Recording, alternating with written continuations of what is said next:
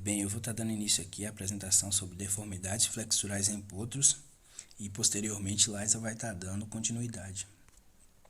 O que são? Elas são o desvio da orientação normal do membro detectada pela permanente hiperflexão de uma ou mais regiões articulares. Aqui no meio é o que é esperado pelo veterinário e pelo proprietário. Um potro em estação normal. Na primeira aqui já dá para perceber que está tendo alteração, e essa alteração está se dando por um problema no tendão flexor digital superficial, flexor digital profundo e ligamento suspensor do boleto. Existe casos onde este membro aqui, ou ele está totalmente voltado para trás ou para frente, apoiando essa parte aqui no chão, e nesses casos se dá por uma alteração na articulação metacarpofalangiana. E na frente aqui nessa imagem, que já está até com um artifício, que é um prolongamento de acrílico, é um problema quando está apresentando uma hiperextensão em membro pélvico. Falando aqui na parte de anatomia, normalmente ela vai acometer essa região aqui, é mais frequente na região distal do membro, sendo as articulações interfalangiana distal, metacarpo, metatarsofalangiana e carpal as mais acometidas. Para falar assim da maneira mais popular, ela acometeria a parte da quartela.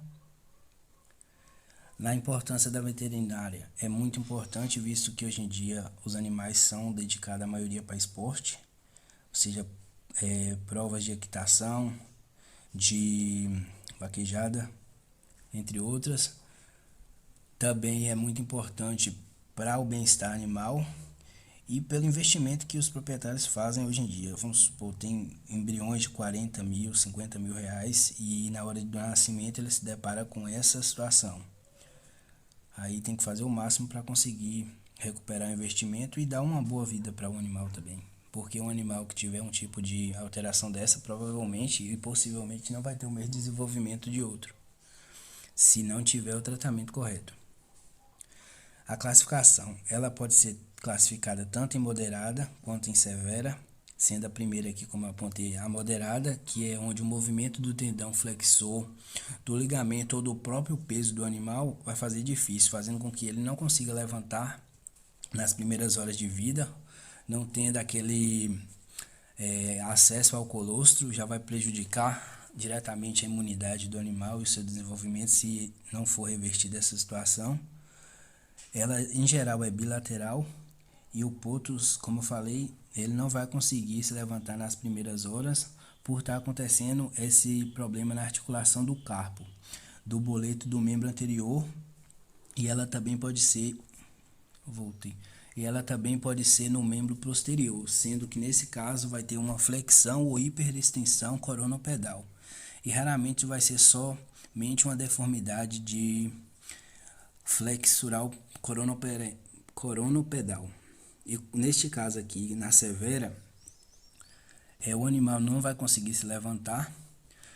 Geralmente vai acontecer em um ou mais membros, sendo que por membro vai ter uma alteração em mais de uma articulação. Umas articulações vão ter deformidades carpais severas. E neste caso aqui da severa vai ter um ângulo menor que 90 graus nas contraturas tarsais. Ele não vai conseguir se levantar de maneira alguma. Nunca vai conseguir ficar em estação, se não tiver feito o tratamento correto para ele depois. Saltando também que neste caso aqui da severa, essa deformidade ela não só vai acometer múltiplos membros, como ela vai se estender para outras partes do corpo, como a cabeça e pescoço. Bom dia. Seguindo a apresentação do nosso colega Josiel, eu vou seguir com a apresentação falando um pouco do diagnóstico e do tratamento. Primeiramente, o diagnóstico ele se faz necessário através do teste de hemoglobina G, para ver acerca a situação imunológica desse potro, visto que há um iminente possibilitando uma debulação. E aí, consequentemente, a gente percebe, no caso, a pobre ingestão de colostro pelo potro. Assim, a gente deve analisar o grau de desidratação desse potro e a hipoglicemia.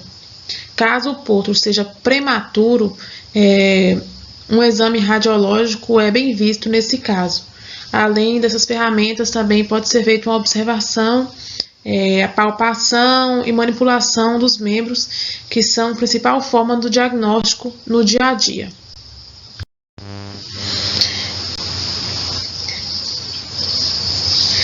Quando o uso de talas, exercício ou analgesia não tem resultado, se opta pela parte cirúrgica como meio de solução ou alívio do grau da deformidade. O uso de talas ele deve ser feito cuidadosamente, apenas poucas horas de cada vez, pois elas causam um ponto de pressão nesse animal. A analgesia ela é de grande importância, porém o uso de anti-inflamatórios não esteroidais deve ser monitorado para evitar o aparecimento de úlceras gástricas ou necrose renal. A gente também faz a utilização de oxitetraciclina intravenosa, que é de 40 a 50 miligramas ou 3 gramas, independente do peso que for relatado no caso. Ela ajuda no relaxamento dos tendões e ligamentos. Ela pode ser utilizada como tratamento precoce. No caso do mecanismo de ação desconhecido, pode haver até uma ligação com aquela ação do cálcio. E uma dose segura do potro saudável pode se repetir a dose num potro saudável em 24 horas.